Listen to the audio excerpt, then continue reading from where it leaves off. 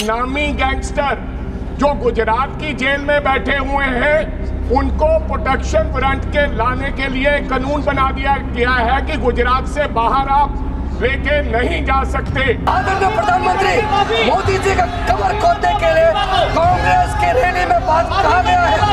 मैं चाहता हूँ कांग्रेस के नेतृत्व माफी मांगना चाहिए।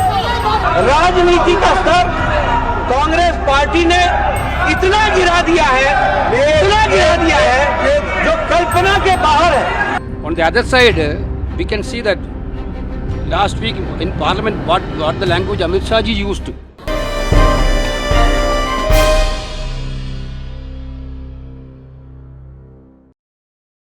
आज संसद के शीतकालीन सत्र के तीसरे हफ्ते का पहला दिन था। संसद में कई सारी मुद्दों पर बहस होनी थी, लेकिन आज पूरे दिन मोदी तेरी कब्र खुदेगी कहे जाने पर सत्ता पक्ष ने विपक्ष पर सवाल उठाए। आगे संसद में बात होते होते वोट चोरी का भी मुद्दा उठाया गया, इसकी भी खबर लेंगे। संसद में बात आम लोगों से जुड़े सुरक्षा का मुद्दा भी उठाया गया, जिसमें लॉरेंस बिश्नोई पर सवाल उठाए गए। सारी खबर विस्तार से बताएंगे।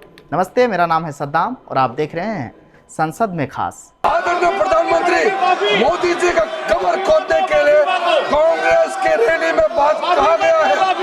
मैं चाहता हूँ कांग्रेस के नेतृत्व माफी मांगना चाहिए। इस सदन के माध्यम से देश से माफी मांगना चाहिए। दिल्ली में वोट चोरी के खिलाफ कांग्रेस की महारैली के पहले कार्यकर्ताओं की तरफ से मोदी तेरी कब्र खुदेगी का नारा लगाया गया। ऐसे में पीएम मोदी के खिलाफ नारेबाजी पर संसदीय कार्य मंत्री किरण रिजिजू ने संसद में कहा कि यह किस तरह की मानसिकता है जो विरोधियों को जान से मारने की सार्वजनिक ऐलान करती है। अगर कुछ विपक्षी नेता पीएम को जान से मारने की बात करते हैं तो यह सच में बहुत दुर्भाग्यपूर्ण है। कांग्रेस अध्यक्ष और विपक्ष के नेता को संसद में माफी मांगनी चाहिए। कल कांग्रेस के रैली में प्रधानमंत्री मोदी जी का कब्र खोदने के लिए बात कहा गया है। ये इस देश के लिए बहुत दुखद समय है कि कांग्रेस पार्टी ऐसा शब्दों का इस्तेमाल करते हैं और सारे कांग्रेस पार्टी पूरे का पूरे नेतृत्व उस रैली में मौजूद थे और प्रधानमंत्री मोदी जी का कब्र खोदने के लिए इन्होंने नारा लगाया। इस देश के लिए इससे शर्मनाक, इससे ज्यादा दुर्भाग्यपूर्ण कोई चीज नहीं हो सकता है कि देश के प्रधानमंत्री 140 करोड़ के नेता, विश्व में सबसे प्रसिद्ध, सबसे मजबूत नेता आदरणीय प्रधानमंत्री मोदी जी का कब्र खोदने के लिए कांग्रेस की रैली में बात कहा गया है। मैं चाहता हूँ कांग्रेस के नेतृत्व माफी मांगना चाहिए। इस सदन के माध्यम से देश से माफी मांगना चाहिए। राज्यसभा में भी, लोकसभा में भी कांग्रेस के अध्यक्ष स्थगित की जाती है। वही इस नारे पर संसद में प्रतिक्रिया देते हुए जेपी नड्डा ने कहा कि ये उनकी झुंझलाहट को दिखा रहा है। पीएम मोदी के मृत्यु की कामना करना बहुत ही निंदनीय है। ऐसे नारों को लेकर सोनिया गांधी को देश से माफी मांगनी चाहिए। कांग्रेस ने राजनीति का स्तर इतना गिरा दिया है जो कल्पना से भी बाहर है। और जेपी नड्डा ने क्या कुछ कहा है, आइए आपको सुनवाते हैं। उसमें नारे लगे, मोदी तेरी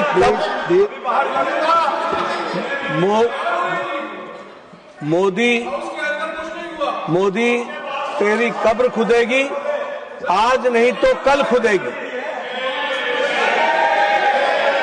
ये इस तरीके के नारे की बात रिकॉर्ड पे जा रही है, प्लीज। ये तरीके के नारे कांग्रेस पार्टी के सोच और मानसिकता को दर्शाता है।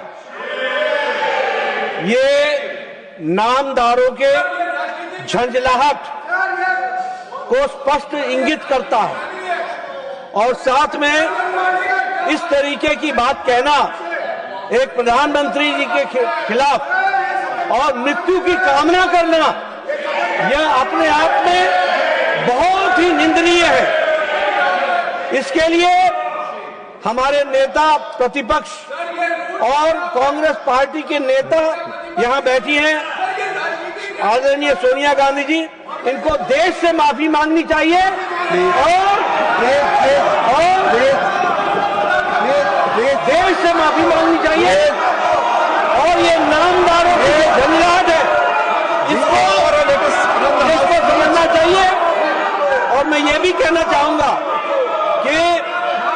राजनीति का स्तर कांग्रेस पार्टी ने इतना गिरा दिया है